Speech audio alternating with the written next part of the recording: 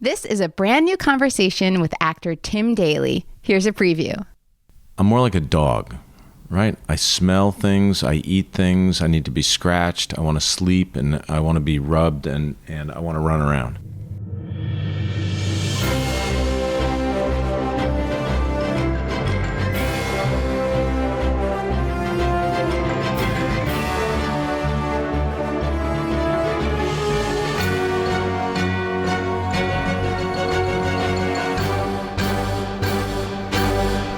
This is Really Famous. I'm Cara Mayer Robinson, and I interview famous people. But I don't just interview them like your typical interview. I'm not really interested in those same old questions. Instead, I like to know who they really are and what they really think. Sometimes it's like listening to old friends catching up, and other times it's like eavesdropping on a therapy session. Tim was one of my very first podcast guests, and now he's back to chat some more. If you haven't listened to our first conversation, scroll back and enjoy it. We talk about a lot. Wings, Diner, The Sopranos, growing up, taking odd jobs when he was trying to find his way in the world, and a whole lot more. It's episode number 6. Check it out. Tim and I got together a few days ago at his apartment in New York. It was early in the morning, and we were both a little foggy, I think. Plus, he has a lot going on at the moment. Of course, he's in the CBS TV series Madam Secretary. He plays Henry McCord. By the way, when we talk about Taya, we're talking about Taya Leone, Tim's co-star on Madam Secretary. But he's also doing a play called Downstairs with his real-life sister, Tyne Daly. Did you know Tyne Daly is Tim's sister? She is. So I'm happy to bring you this fresh new conversation with Tim Daly. First, a quick thank you to my supporters who donate to the show. Jamie, Jules, and Tish, I thank you. If you'd like to donate to the show, great. Click on the link in this episode's show notes. And I'll thank you on an upcoming show. One more thing. Now is your chance to get a personalized private episode of Really Famous to give as a gift or to keep for yourself. If you'd like me to interview someone in your life, you, a family member, friend, colleague, click in the episode notes right now. We're running a holiday special that expires soon. You can get a personalized interview in the form of a Really Famous podcast episode that won't air here, but that you can air anytime you like on your own personal devices, or in front of the whole family, let's say, at a holiday gathering, or in a big conference room to kick off your next conference at work. Just an idea. I'm not that awake right now either. I have to say, this could actually be the earliest interview I've ever done on the podcast. It could be 9:30. 9:30 in the morning. Well, I'm glad you're on time because I've got to go do looping for this movie, and then I have 2 shows. Okay. And then I have to go to work at 5 o'clock tomorrow morning and do 9 pages of speaking. So for Madam Secretary. Yes. So what is this movie? It's called, the title just changed. It's called Before You Know It. And I'm the executive producer, and we just found out it got into competition at Sundance. Amazing. Which is amazing. It's fantastic. And I'm so excited for, especially for the filmmakers who, very talented young women who wrote it, and one of them directed it, and they both star in it. And it's a interesting modern family story, which is, I think, what people are interested in. I'm mostly interested in families. I'm doing a play about a family, so why not? You just got notice that it's going to be at Sundance. Yeah, I mean, whenever it was. Okay. I can't remember. I have my timeline is okay. So your timeline is a little. I think so. I was listening to our first episode yesterday on my way in to do a different interview, and I noticed that whenever I asked you a time question, you were like, "I don't know what year it was." You're like, you don't keep track of years. I do not. I remember that things happen, but they're not on a timeline. So something could be 1987 or 2007, and I'll know that it happened. If I saw a picture, my memory is very interesting because it's mostly emotional. I remember how I feel about things. I don't really remember the plot. So I guess that's well suited to being an actor, maybe not quite as well suited to being a director, but that's how I roll. Well, that is also, you know how people say that you don't remember necessarily what someone said to you, but you remember how you felt when you were with them. Did you ever hear that? Of course. I mean, I often say that you can say something really foul to someone, and if you imbue it with a different emotion, they'll fall in love with you. I think that nonverbal communication is probably more powerful than the words. The other side of that is, well, for instance, I know that I have several guy friends, and the way we communicate with each other, if you read a transcript of it, you would think that this was a conversation between two people in a prison for the criminally insane. But if you saw us together, you would think, oh my God, these guys love each other so much. The words do not reflect that. The feelings do. Yeah, that's it. So were you trash talking each other, that kind of thing? Yes. I mean, beyond trash talk. Oh, okay. I couldn't even possibly begin to tell you. Right. That could be an interesting transcript to read, though. So the other thing about why you may not know what's going on time-wise is because you're like in a crazy schedule right now. So you have this play that you're in the middle of. You're smack in the middle of recording Madam Secretary. And then you said you had this looping to do. What is looping exactly? Looping is the old-fashioned word for what they now, or for a long time, called ADR, automated dialogue replacement. It's when you look at yourself on screen and lip sync, essentially, or add additional dialogue to something. Sometimes it's very obvious in movies, where there'll be a shot of two people walking away or driving away in a car, and you'll hear a funny little quip because it sort of covers the moment. It's not just a car driving away, it's people having a little dialogue. Or you'll see, in the worst case scenario, it looks like a kung fu movie where the lips and the English coming out do not match at all. Right. So you watch yourself while you're doing it? So you're lip syncing to yourself, though, sometimes?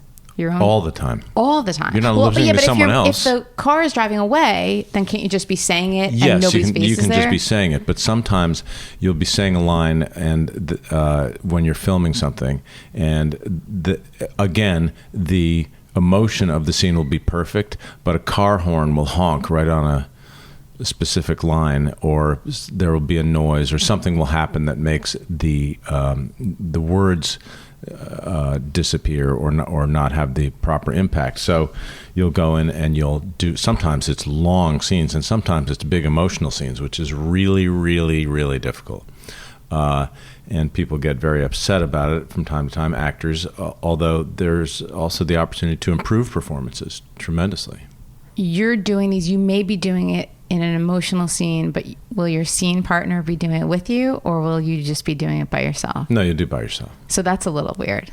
Yeah, because the thing is, you can't, the exercise is matching it to the picture. So it has to look like those words are coming out of your mouth as they did when you first said them.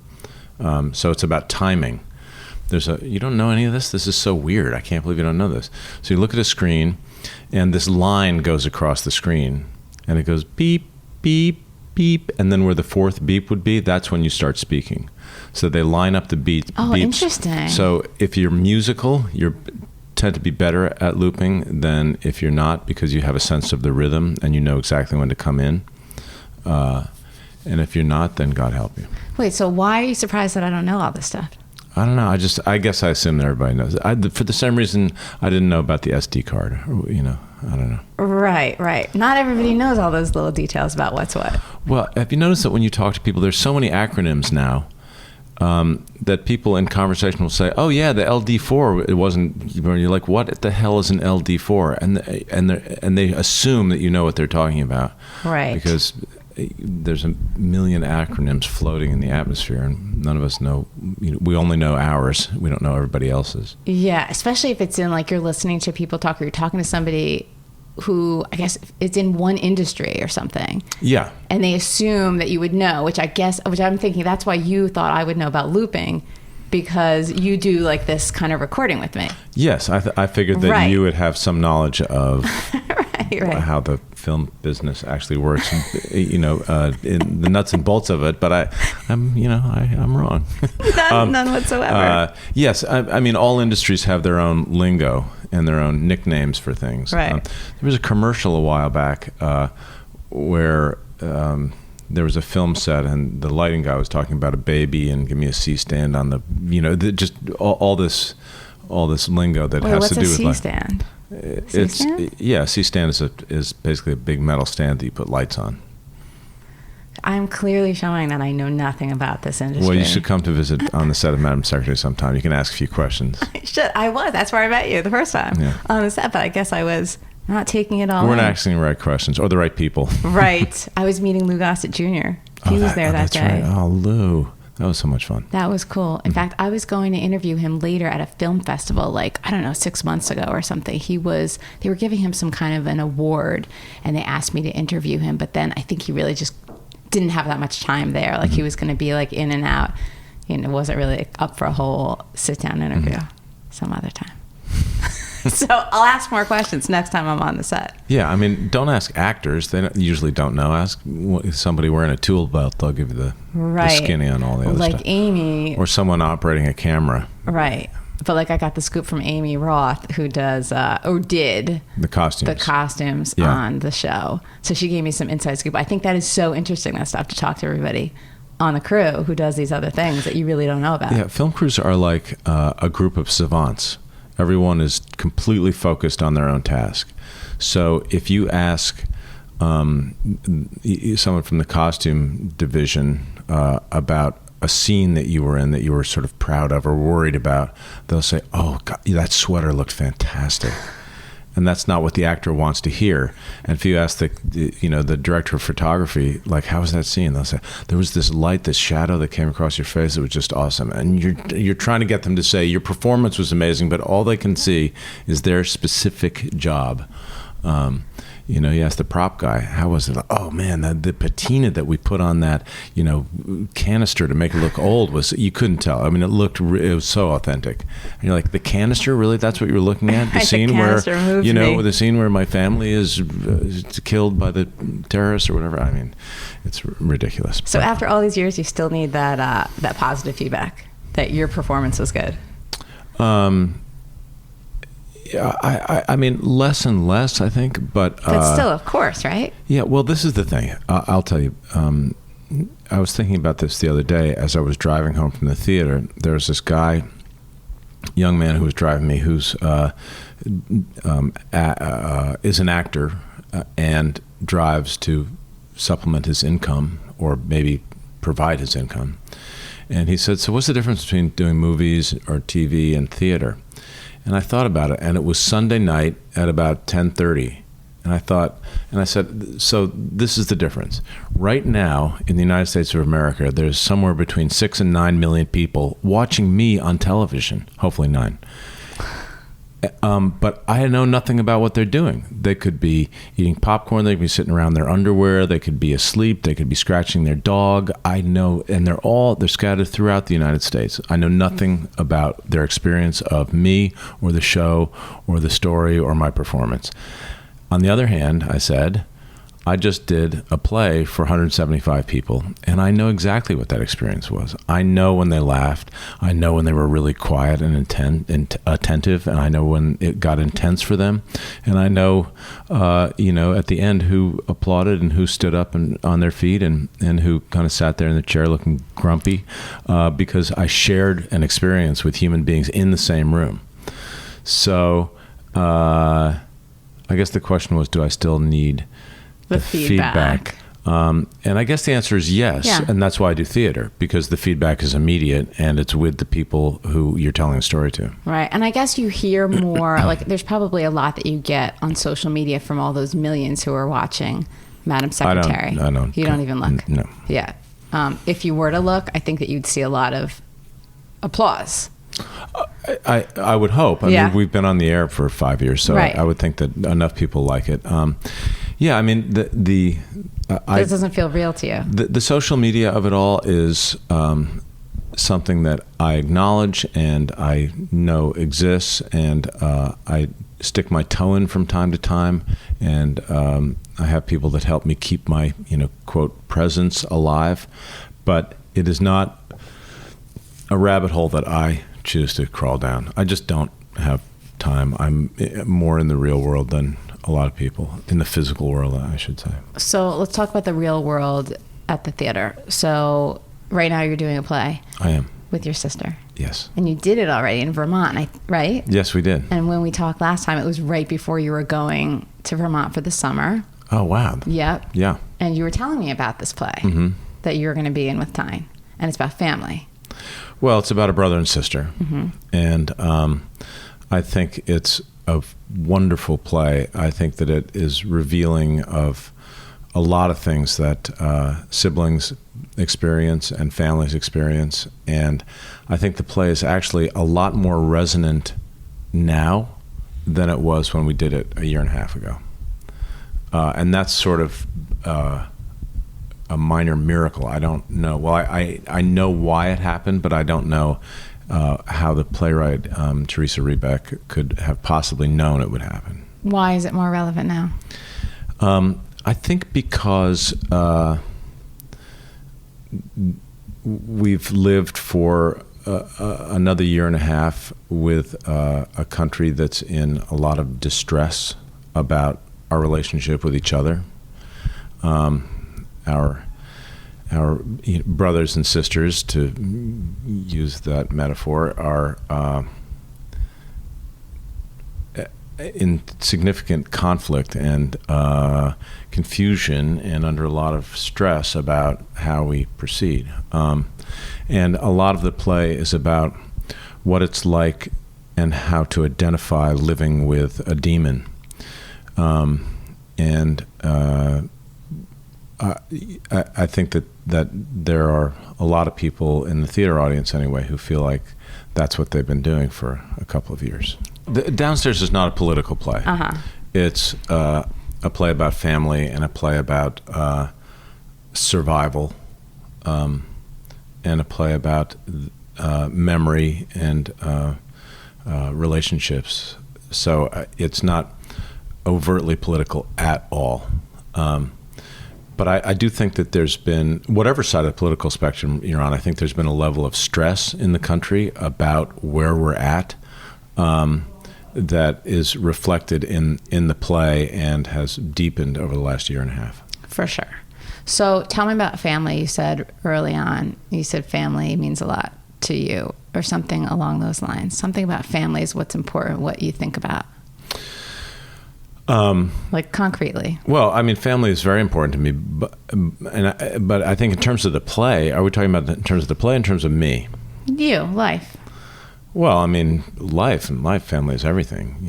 I mean, I have these children that I'm crazy about, and a grandson who I'm insane about, and another grandson on the way, and it's sort of I don't know what to say about family, except that I've often said, if you love your family so much, but you also can't stand them. It's just a deep, interesting relationship.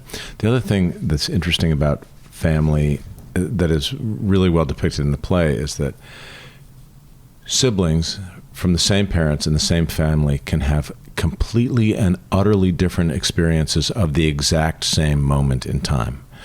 And utterly different experiences of their parents, who are different people as they go through life. So Tyne's experience of my parents is very much different than mine, and mine is very much different than hers. And we sort of project our own experience onto the other person. But during the course of this play, we've had to realize that we're doing something that is erroneous. My experience, Tyne can't tell me what my experience of my parents were, and I can't tell her what her experience of my parents were.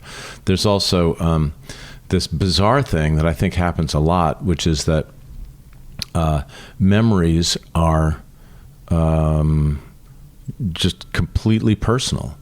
I've gotten to the point where there are stories that I've heard from I have three older sisters, and I've heard these stories so many times that I've inserted myself into these stories. And I tell these stories with such confidence and and complete certainty that I know that I could pass a lie detector test when telling these stories.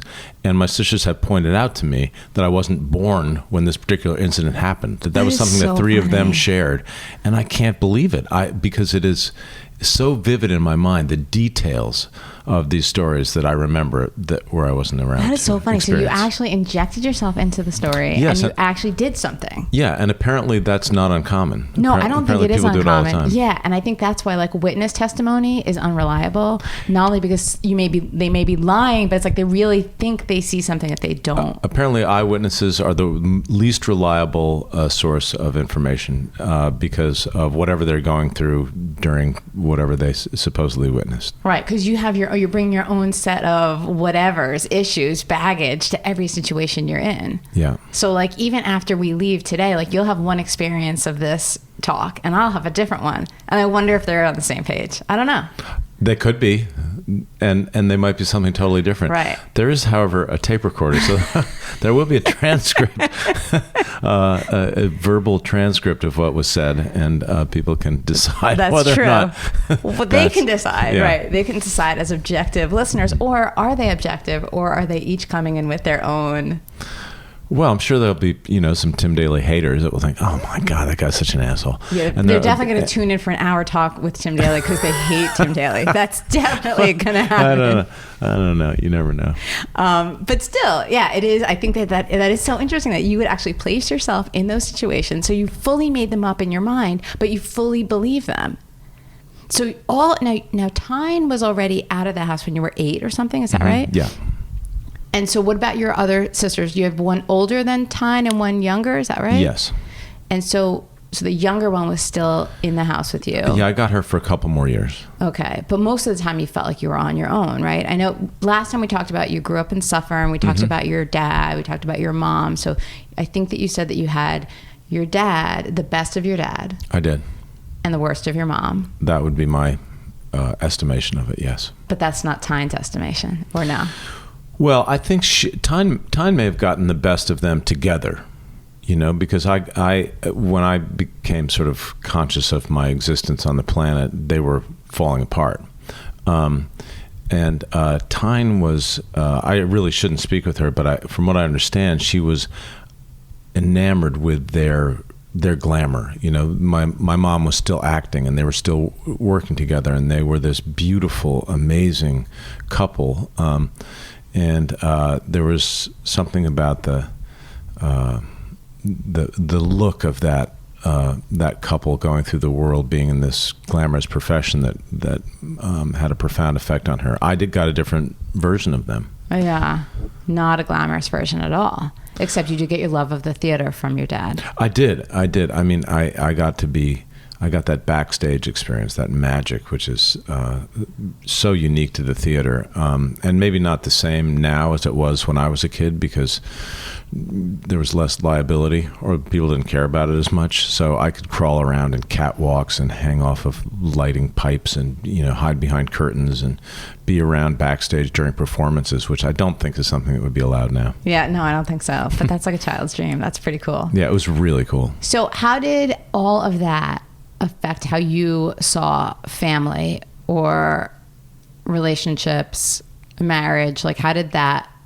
seeing your parents at that stage affect you? I don't know. I mean, I think that I'm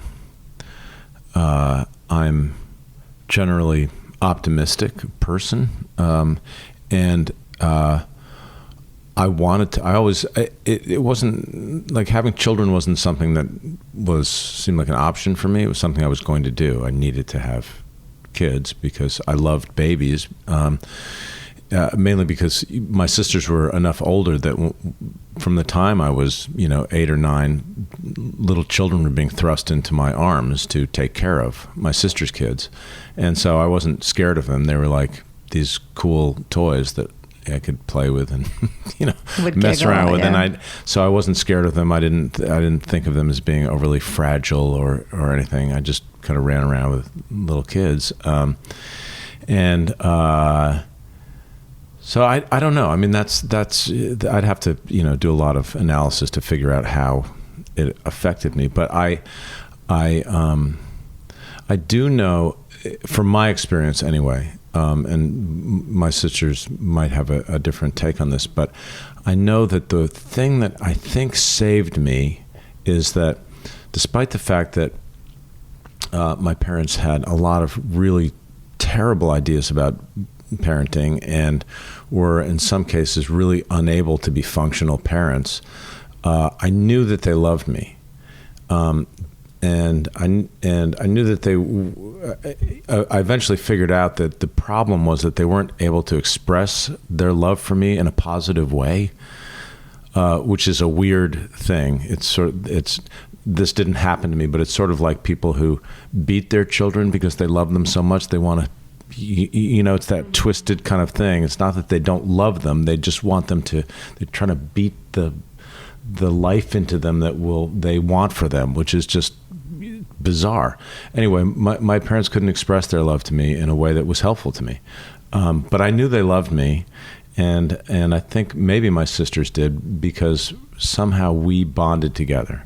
We did not, as some families that have difficulty do, just go our separate ways and never speak to each other again. Or like turn on each other, right? Yeah, it was sort of like we had, my sisters and I had a common enemy, our parents. Right, that's a good bonding agent, actually. We bonded really hard together, and we loved our parents. We loved them a lot. We gave them a lot of chances. Yeah. So you talk to all three sisters now? Yeah. Are you pretty close with them? I am. Where are your other two sisters? One is in Massachusetts and the other is in Connecticut. Okay, so you have a house in Vermont. It's a farm, right? Mm-hmm. And here, you live in New York most of the year, I guess. And then do you go to LA when you're not filming? Well, I go to LA now because I want to go and see my grandson who lives out there with my son and my daughter-in-law. And in March there'll be two of them, so I gotta spend a little more time there. But I have to figure out how to,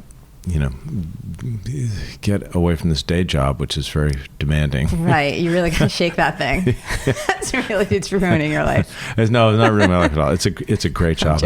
I love going to work. I mean, it's the best group of people that I've ever worked with in 35 years. I mean, they're just a wonderful group of human beings, and that makes it really fun. Right.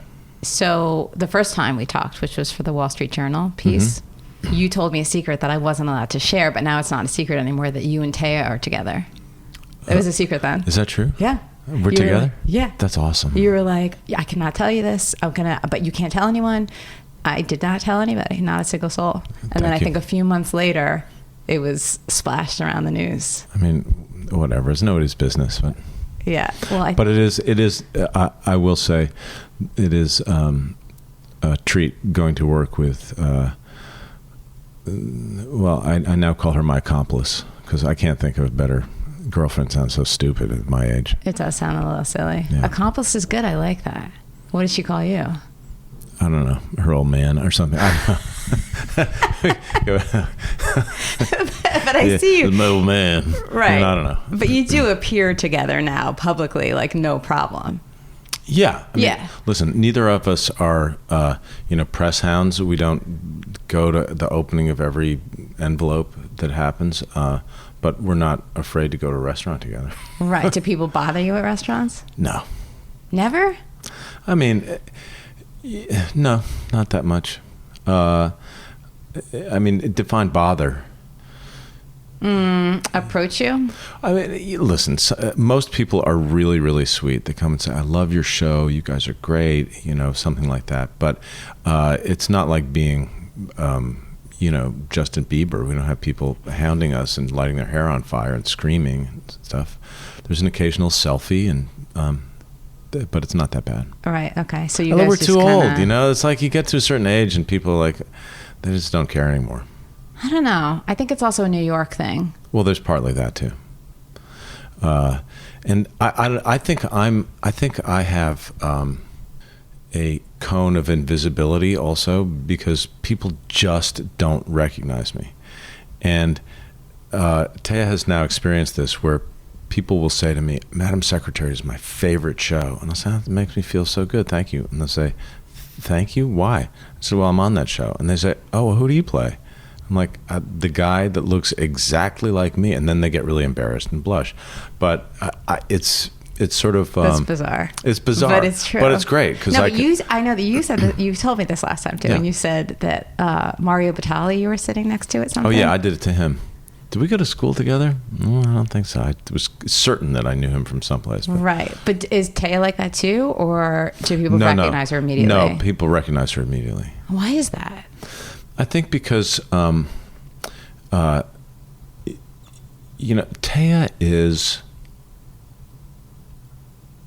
She's got a movie star quality. She walks into a room and she has a specific and quirky and electric kind of personality that is immediately identifiable, and she's got a voice that is unique. I'm harder to get to know. I wouldn't say that I'm less personable, or maybe maybe I'm just as funny or just as quirky and all those things, but it takes a while to find those things in me.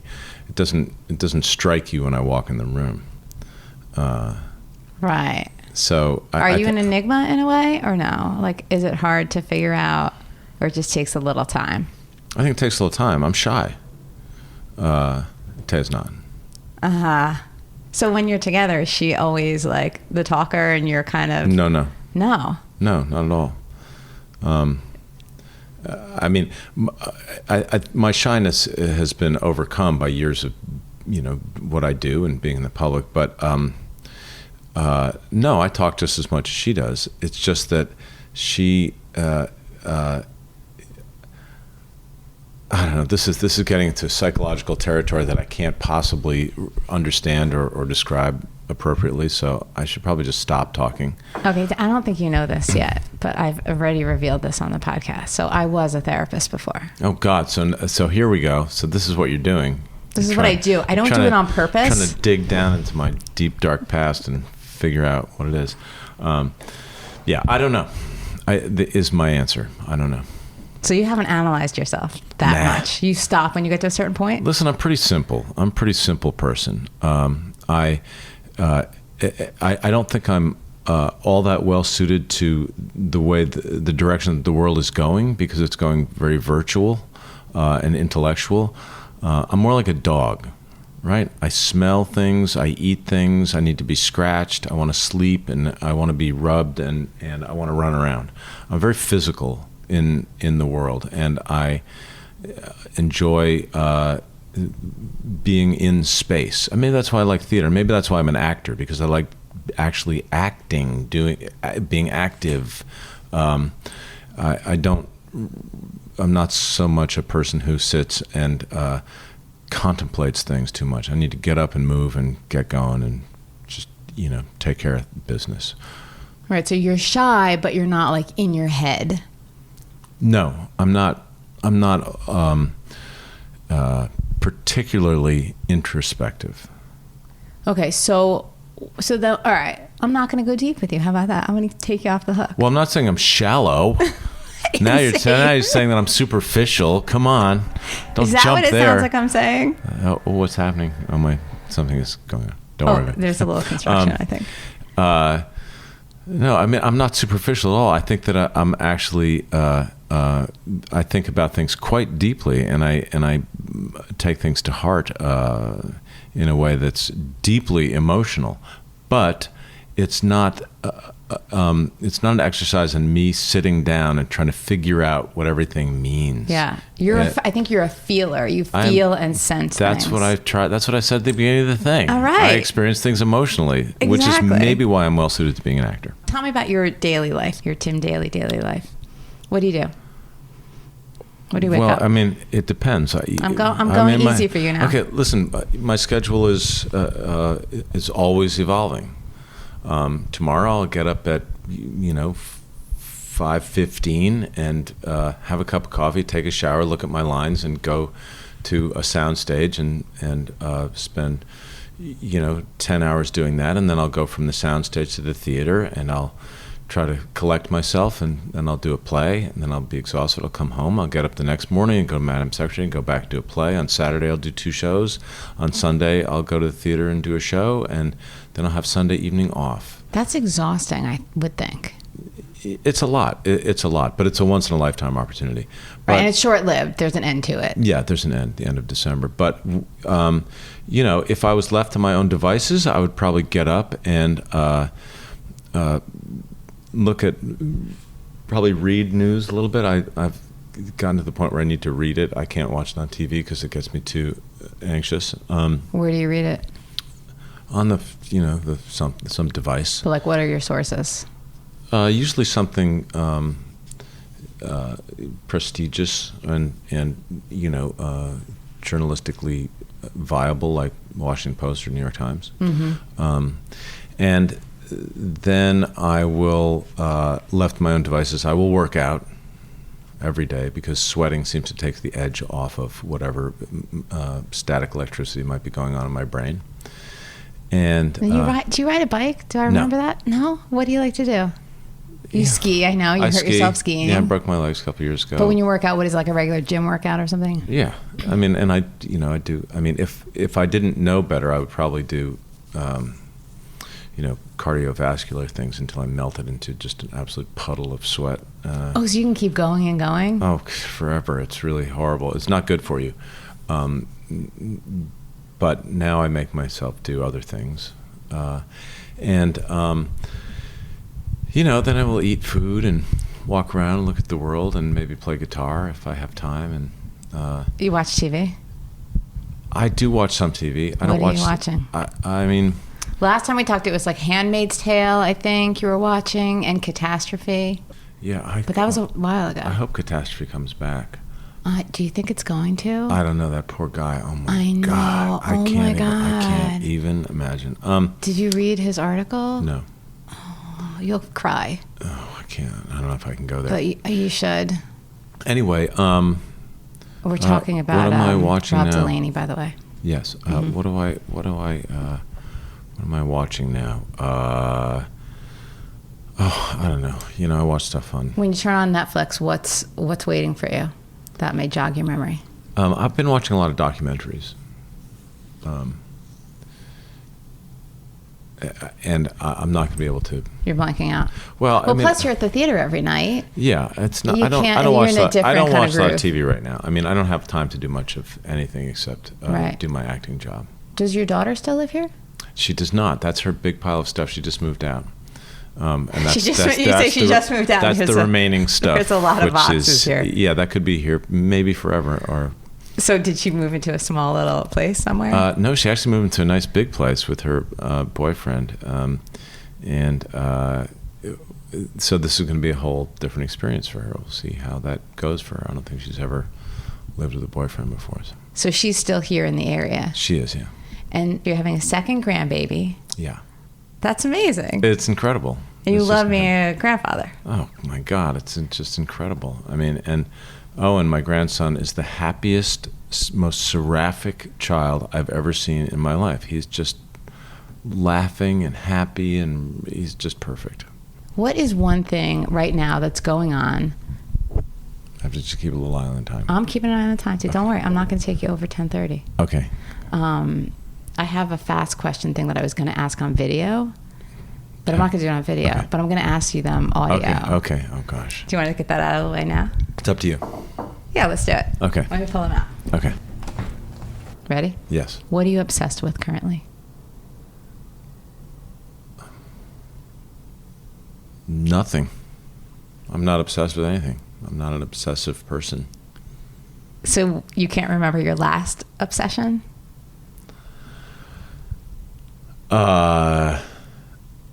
My last obsession. If I was obsessed with something, it was so brief that it was just it passed right through me, and I'm on to the next. You are very even-tempered, I think, too, right? I try really hard to be. You try to be? I think that you naturally are. You're absolutely completely wrong about that. So are you erratic? Whatever's going on with me is inside of me, and I try not to project it or give it to other people. But that's hard. It's not hard. It's just a practice. And now I've been doing it for a long time, so now it's internalized, and I sort of do it automatically.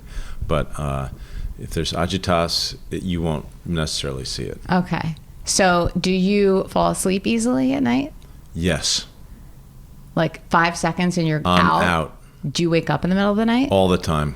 And then what?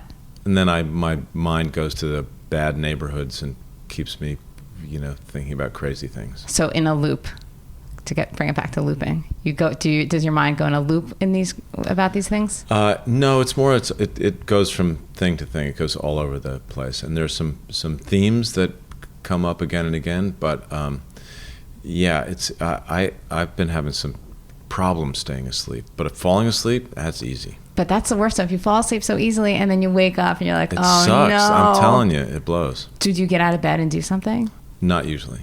Do you bring your phone out? You turn your screen on? Sometimes I do, which I know you're not supposed to do, but it's not like I watch YouTube videos. I usually read. Yeah, I think that's okay if you're reading on your phone. I don't know if they would say don't do it even though the light is not good for you. I don't know. But right. You're not going to overthink it. You just do read. it. What's a pet peeve of yours? General rudeness and entitlement. I cannot stand people that... and this happens a lot in New York, who act as though their life and their use of space, or their lane on the sidewalk, or their opening of the door is specific and important only to them. I think it takes so little effort to turn back and hold the door open for someone who's right behind you rather than dropping it on them, or to say, excuse me, or to just have a general modest level of consideration. And when people aren't that way, I want to perform criminal actions. Right. Those are really the simple things. I mean, holding the door as you're going through it for somebody behind you. Give me a break. Door droppers, I want to just punch, because right? Come on, you can't, I'm right here. Is what you're doing so important that you have to... Are they not thinking?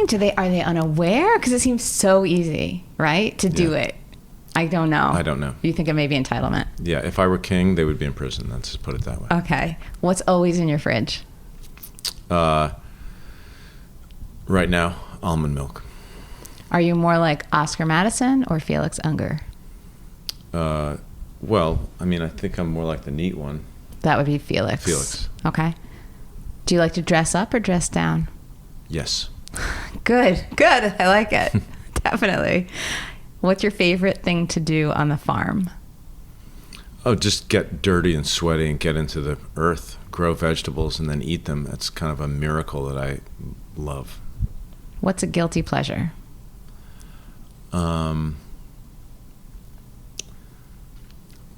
This sounds... if my representatives were here, they would say never say this sentence ever, but I think I would have to say Pinkberry. Oh, interesting. I think Pinkberry will be pleased. I know. I was having a conversation with my manager once. I'm just going to say it because it's so funny. And I said...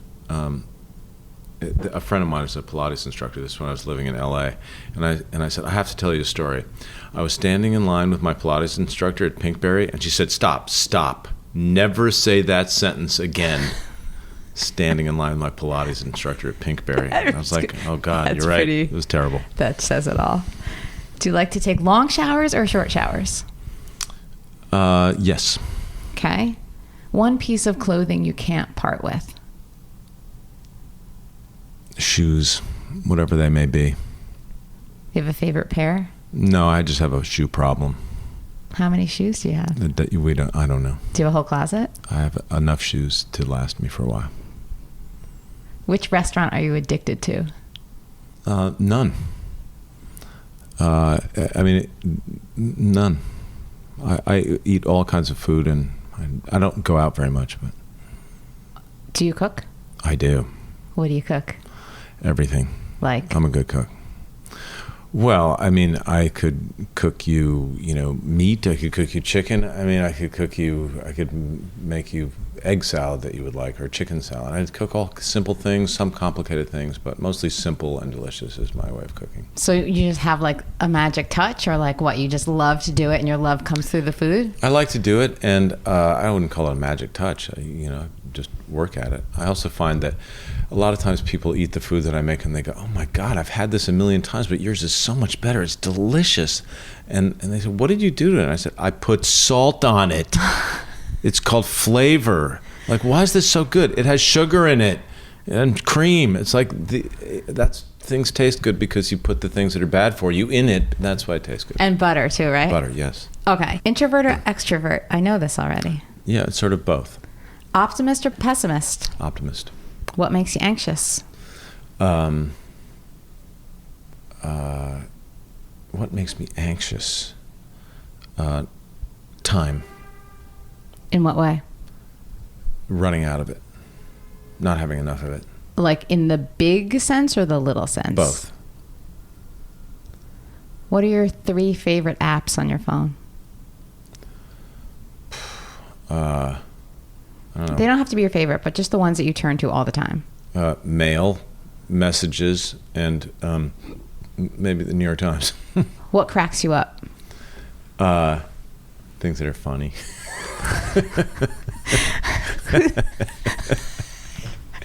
And right now, yourself. I just crack me. I think on me, I crack myself up. I'm hilarious. Who's one of the coolest living legends that you've ever met? I have met so many cool living legends. It's crazy. Muhammad Ali, John Glenn, Walter Cronkite, Elizabeth Taylor, Richard Burton. Wow, that's a list, and that's just a touch, right? That's like the tip of the iceberg. Yeah, there's a lot more. It's kind of extraordinary when I think about it. Astronauts who I've hung out with, performers, athletes. It's kind of astounding. I'm not sure there's much of a record of it, but I've been there. Sandy Koufax, what a cool guy he is. Interesting man. Did you like sit down with him and have an actual... I had dinner with him. You did? Mm-hmm. If you could pick 2 celebrities to be your parents, who would you choose? Celebrities, really? We have to talk about freaking celebrities? They don't have to be celebrities. They can just be people that other people would know. So they could be famous, but not celebrities, if you know what I mean. Okay. Malcolm Gladwell would be my dad. And let's see, who's very kind? Someone really kind would be my mom. How interesting that you said Malcolm Gladwell, because he's such a thinker and he's not a feeler sensor, I don't think. He's a... Listen, but he's sort of my hero. If I could have someone that I wanted to have dinner with, it would be Malcolm Gladwell. And somebody to offset him with just kind of love would be your mom. Yeah, whoever that would be. All right.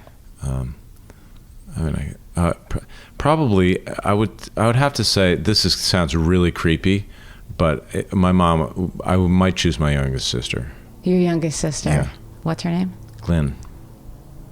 She's like that.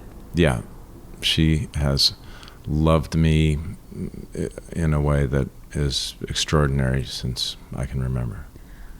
And my last question for you is, yes. What is an extraordinary thing in your life that you would have never believed would be that is?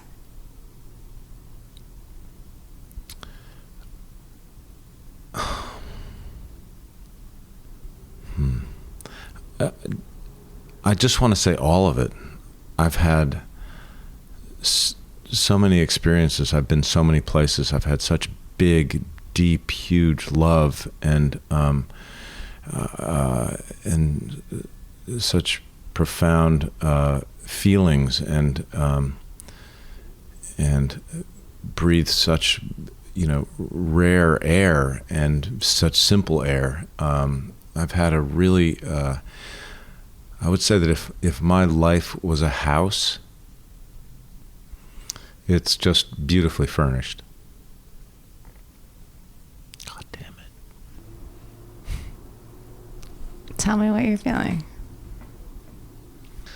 I'm thinking about, look, I think that Tay and I talk about this a lot, that there are two human impulses. One is fear and one is love. Fear engenders anger, hatred, bitterness, violence, bigotry, all the negative things that we are, I believe, starts with fear. Love engenders curiosity, empathy, kindness, compassion, wonder, joy, and I've had so much more love in my life than I've had fear, and I'm still so curious about the world and about human beings and about the people I love and people I don't love, people on the subway. I think that is an enormous blessing to me, and I'm still interested in all of it. I'm interested in ideas, I'm interested in relationship, I'm interested in stuff, I'm interested in music and art, things you can touch and things you can't touch, things you experience and things that you think about. So I guess I would hope that I'm a well-rounded person. That sounds very kind of boring, but I think that's my hope, that I've touched a lot of different places. And you're grateful. You're a grateful person. Oh my God. Appreciative. Yeah, every day. Yeah. Positive person. I think so, yeah. Yeah. We didn't talk about the Creative Coalition. Do you want to take a minute and talk about that too, or you want to? Yeah, I really, it's 10:30. I really have to go. All right, we'll do that another do my time. job. Okay. I'll have to contact you again for the third interview. Go do your job, Tim. Enough of this talking. Yeah, I got to get to work. Enough of this baloney. Give me a break. Okay. Stop chatting. Thanks for doing this. Thank you. You're welcome. That was Tim Daly. To hear our first episode, click in the show notes. It's been a super busy month at Really Famous. Movie premieres, Broadway premieres, new guests, and more. I've been posting videos and sneak peeks on Instagram, Twitter, and Facebook. It's fun. I like doing it. And if you want to follow me there, you'll see it all unfold in real time. By the way, have you signed up for my special insiders group yet? I give inside scoop on my interviews, a little extra perspective I don't always share on the show. Sign up now by clicking on the link in this episode's show notes. Coming soon, here's a taste of what's coming up on the show. Tony Goldwyn, you might know him from Scandal or Ghost. Jaime Camille from Jane the Virgin, and he's a huge, huge superstar in Mexico. Eric Bogosian, the Pulitzer Prize nominated playwright and an actor in a lot of your favorite shows, like Billions, The Good Wife, so many more. And live podcast episodes recorded in front of a crowd. There's a lot to come. Make sure you're subscribed. And if you have any thoughts, of course, send them my way. Thanks for listening to Really Famous. I'm Cara Mayer Robinson.